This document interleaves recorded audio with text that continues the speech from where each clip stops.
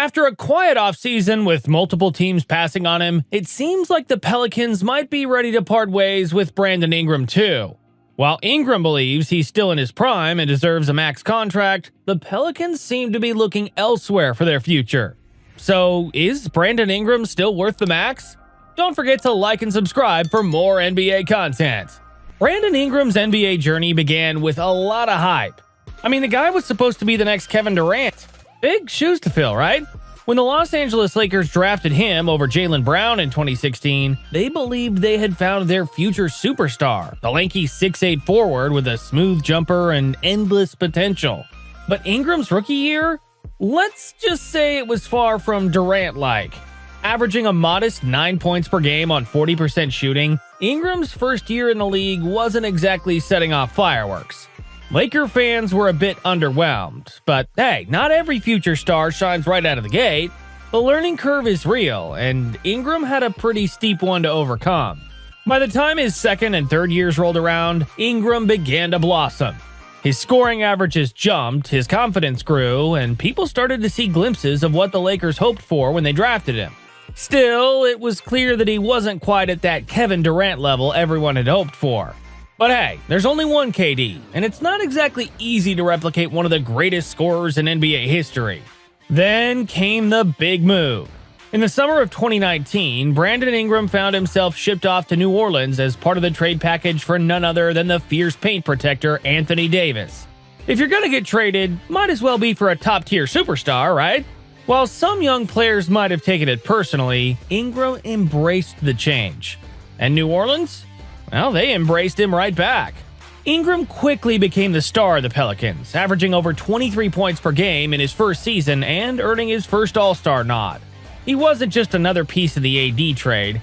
He was the new face of the Pelicans alongside Zion Williamson, the young phenom who was supposed to take the league by storm. The Pelicans loved Ingram so much that when Kevin Durant became available in trade talks last offseason, they weren't even willing to involve Ingram in the deal. Think about that for a second. The Pelicans didn't want to trade the next Kevin Durant for the actual Kevin Durant. If that doesn't tell you how highly they valued Ingram, nothing will. It was a huge vote of confidence for him, and it showed just how far he had come since his Laker days. But here's the thing. Zion and Ingram on the floor together, it was like mixing oil with water. It just didn't work. You'd think that two young stars would figure out a way to combine their talents, but so far, they just haven't clicked the way the Pelicans fans had hoped. When Zion's healthy, he dominates the ball. And as for Ingram, he needs the ball in his hands too. And that's where the problem starts. The chemistry between the two has always felt off, and the Pelicans' performance has reflected that. They've had flashes of brilliance, but they've also had stretches where they look like a team with no clear identity. Is it Zion's team or Ingram's team? No one really knows, and that's a problem when you're trying to build a contender. Ingram's struggles last summer at the FIBA World Cup didn't exactly help his case either. The Pelican star was expected to be one of Team USA's top options, but instead, he found himself coming off the bench and looking completely out of sorts. And his stats? Ingram averaged just 6 points per game, shooting a miserable 30% from the field.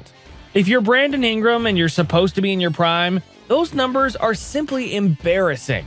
To make matters worse, reports started swirling about some tension between Ingram and Team USA coach Steve Kerr.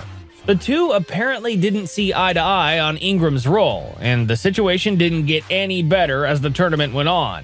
Ingram's frustration was visible, and it was clear that things weren't clicking for him on the international stage. Then there's the injury bug. Ingram missed a significant chunk of last season due to a knee injury he suffered against the Orlando Magic. And let's be real here. Injuries are never a good look, especially when you're trying to prove you're worth a max contract. Knee issues in particular are a huge red flag for NBA teams, and Ingram's stock took a serious hit. When he did get back on the floor, things didn't get much better. In the playoffs, Ingram struggled mightily in the first-round matchup against the Oklahoma City Thunder. Lou Dort, one of the best perimeter defenders in the league, absolutely shut him down. Ingram's scoring dipped, and the Pelicans were sent home earlier than expected. Not exactly the kind of performance that screams, "pay me max money," right? Now, here we are, with Ingram entering the final year of his contract, and the Pelicans are faced with a tough decision. Ingram reportedly wants a max deal, and he believes he's still in his prime and worth every penny. But the Pelicans? They're not so sure. The front office has to weigh their options carefully. On one hand, Ingram is still one of the most talented scorers in the league when healthy, and letting him walk for nothing would be a huge blow. On the other hand, his injury history, his struggles alongside Zion, and his recent poor performances on the international stage have raised some serious concerns. Can the Pelicans really afford to commit that much money to a player who might not even be the best option on his own team? Their choices are limited. They can either sign him for less than the max, let him walk in free agency, or try to trade him before the deadline and get something in return. None of these options are particularly appealing, but that's the reality of the situation. If the Pelicans do decide to move on from Ingram, there aren't exactly a ton of suitors lining up for him. Sure, he's talented, but teams are hesitant to give up major assets for a player that could be past his prime. The two teams that might make some sense are the Cleveland Cavaliers and the Brooklyn Nets. The Cavs could use a player like Ingram to take some of the scoring pressure off of Donovan Mitchell and Darius Garland. Plus, Cleveland's young core could benefit from a seasoned player like Ingram. However, with the emergence of Evan Mobley and the need to prioritize Mitchell's contract, the Cavs may not be willing to throw max money at Ingram.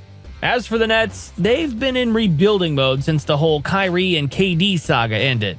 A player like Ingram could help speed up that process, but again, Brooklyn seems more focused on building a young, cost-effective roster rather than giving out a massive deal to someone like Ingram. So while these teams could be decent fits, there hasn't been a whole lot of buzz surrounding potential trades. Brandon Ingram's situation serves as a reminder that max contracts aren't just handed out anymore. They need to be earned.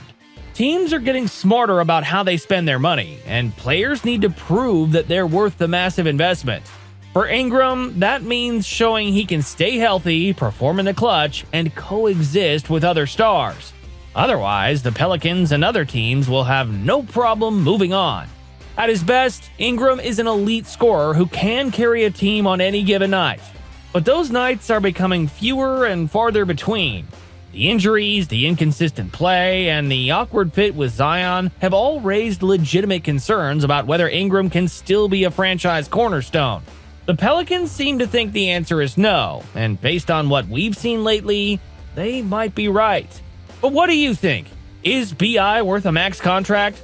Let us know in the comments. As always, if you enjoyed the video, I guarantee you'll enjoy these two as well.